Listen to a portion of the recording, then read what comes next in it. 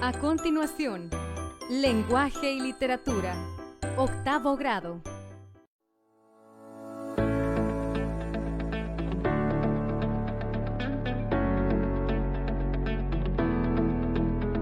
El mito y la leyenda. Sean todas y todos bienvenidos a una nueva clase de lenguaje y literatura de octavo grado, en la que estudiaremos el mito.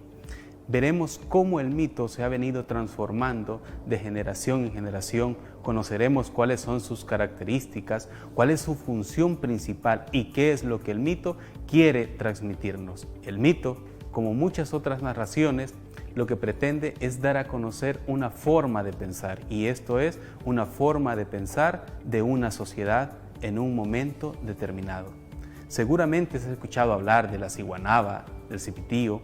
Tus familiares, tus abuelas, tus abuelos te deben de haber comentado sobre este personaje, que es uno de los personajes míticos más famosos de El Salvador y de Centroamérica. Ahora definamos qué son los mitos. Los mitos son relatos enclavados en la memoria colectiva de las sociedades. Eso quiere decir que estos han venido transmitiéndose de generación en generación, pero estos mitos en realidad son la forma de pensar de los pueblos. Es por ello que cada civilización tiene mitos propios, desde la lejana Asia hasta Suramérica.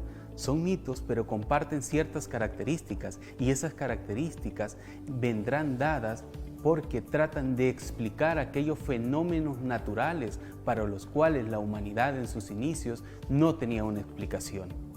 ¿Qué fenómenos naturales? Por ejemplo, la noche, el día, por qué llueve, por qué existen los ríos, de dónde venimos, quién creó el mundo.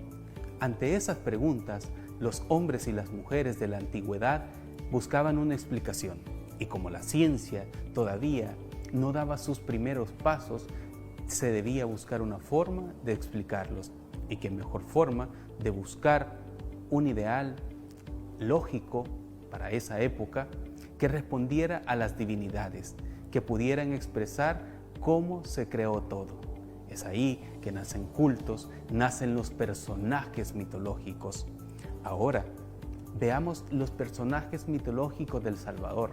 Tenemos al cipitío, tenemos la ciguanaba, tenemos el origen de los venados, de los guineos, entre otros muchos mitos, y que en muchos casos el mito transita a la leyenda. Pero veremos más adelante cómo diferenciar un mito de una leyenda.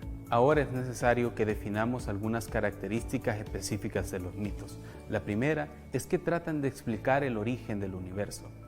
Por esa razón, los hombres y mujeres de la antigüedad recrearon desde un imaginario fantástico cómo pudo surgir la humanidad. Y ahí es donde se explica cómo surge la luna, cómo surge el sol, cómo surgen los animales, entre otras cosas. La característica número 2 vendría a ser que los personajes de los mitos son dioses, semidioses o héroes, así como aparece en la leyenda de la ciguanaba Tlaloc, el dios de la lluvia. La número 3 sería que tratan sobre la fuerza del bien y del mal. Siempre va a existir en los mitos una fuerza del bien que castiga a otra. Los mitos van a ser de pueblos específicos. Cada pueblo tendrá su mito, y este mito responderá a la visión de mundo de estos pueblos. Por ello, es necesario que respetemos la visión de mundo de todas las culturas. Aunque sus mitos sean diferentes a los de nosotros, debemos de respetarlos para promover una cultura de paz. Ahora es necesario que hagamos una diferenciación entre la leyenda y el mito. ¿Por qué? Porque en algunos lugares podemos encontrar que una leyenda es conocida como un mito. Por ejemplo, la ciguanaba en muchos casos aparece como una leyenda, pero también aparece como un mito. Seguramente has escuchado hablar historias que te cuentan tus familiares sobre los mitos, que la ciguanaba se les apareció, que el cipitío se les apareció, que el duende se les apareció. Pero la diferencia entre estos dos tipos de relatos está en que uno no puede ubicarse en un tiempo determinado. El mito no lo podemos ubicar en un lugar tampoco. Eso quiere decir que el mito no va a tener un lugar preciso ni un tiempo preciso, pero la leyenda va a tener un lugar y un tiempo determinado. Si tu abuelo, si tu abuela te comenta que se le apareció la ciguanaba, te va a decir que se le apareció en cierto lugar, en tal día y en una hora específica. Eso quiere decir que vamos a tener en la leyenda el tiempo y el lugar en específico. Es ahí donde está la mayor diferencia que puede establecerse entre un mito y una leyenda. Ahora leeremos y analizaremos uno de los mitos más famosos de todo Centroamérica y El Salvador, la ciguanaba. Este mito viene en Guatemala y se conoce con el nombre de cigua o ciguanaba. En Honduras como sucia, cigua, cegua. En Nicaragua también como cigua o ciguanaba. Esto quiere decir que este mito es tan famoso que para las salvadoreñas y los salvadoreños, así como para todo el pueblo centroamericano, representa algo. Y eso es un arquetipo. ¿Qué arquetipo? El arquetipo de la mujer mala que infringe daño a las personas. Y esta mujer fue castigada por el dios Tlaloc por haber engañado a una persona. Esto es, a Jason, que era el esposo de la ciguanaba. La ciguanaba, antes de ser como la conocemos o hemos escuchado, era una mujer muy bella, pero por el castigo de la infidelidad, es de que anda errante y anda sufriendo buscando a su hijo Cipitín, que jamás lo va a encontrar, aunque algunos dicen que se encuentra escondido en las faldas del volcán de San Vicente. ¿Sabías que a nivel mundial existen muchos mitos, pero todos comparten un hecho en común? Buscan explicar el origen de todas las cosas. Por ello, los personajes que aparecen en estos son en su mayoría dioses y semidioses. La ciguanaba, Miguel Ángel Espino. Alta, seca, sus uñas largas y sus dientes salidos, su piel terrosa y arrugada le dan un aspecto espantoso. Sus ojos rojos y saltados se mueven en la sombra, mientras masca bejucos con sus dientes horribles. De noche, en los ríos, en las selvas espesas, en los caminos perdidos, vaga la mujer. Engaña a los hombres. Cubierta la cara, se presenta como una muchacha extraviada. Lléveme en ancas. Y les da direcciones falsas de su vivienda hasta perderlos en los montes. Entonces enseña las uñas y deja partir al engañado, carcajeándose de lo lindo, con sus risas estridentes y agudas. Sobre las piedras de los ríos golpea sus chiches, largas hasta las rodillas, produciendo un ruido como de aplausos. Es la visitante nocturna de los riachuelos, de las pozas hondas, donde a medianoche se la puede ver moviendo sus ojos rojos, columpiada en los mecates gruesos. Hace mucho tiempo que se hizo loca, tiene un hijo de quien no se acuerda, Cipitín, el niño del río.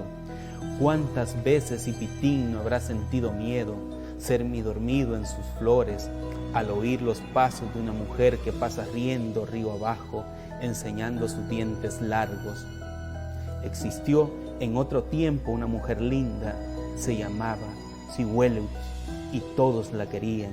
Era casada y tenía un hijo, trabajaba mucho y era buena, pero se hizo coqueta, lasciva y amiga de la chismografía, abandonó el hogar, despreció al hijo y al marido, a quien terminó por hechizar.